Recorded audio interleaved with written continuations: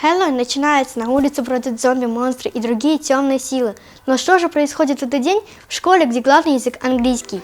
Здесь основной язык английский и правила поведения этого заморского праздника по всем канонам. Кабинеты украшены пауками, скелетами, летучими мышами и, конечно же, тыквами. Ребята проходят самый настоящий квест, в котором они могут получить сладость или гадость. Оль, как ты отмечаешь Хэллоуин? Всегда по-разному, но чаще всего в английской школе.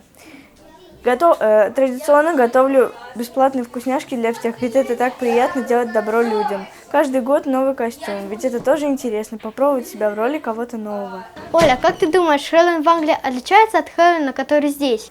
Конечно, отличается. В Англии принято на Хэллоуин ходить по разным домам, звонить и говорить trick or treat. В России же такого никто, конечно, не позволит. Ребята поделены на 4 команды, каждая из которых должна выполнить все задания. Кстати, для ребят приготовили такие испытания, которые были изначально на празднике, на родине торжества. Вот, например, игра Apple Bobbing. Для надо откусить подвешенное на веревке яблоко. В России эта игра практически неизвестна. Как вы празднуете Хэллоуин здесь? Здесь мы сначала приходим, потом нам назначают главного, дают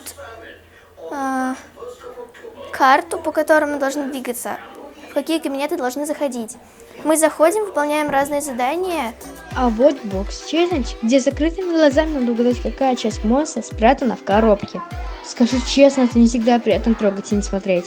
А еще все участники англоязычного Хэллоуина своими руками делают поделки из конфет. Да, сладость в этот день можно в неограниченном количестве.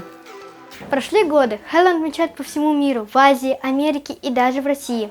И в Уфе не с меньшим размахом дерева. Кира Ахмерова, Рамазан Мусин специально для Горы новостей.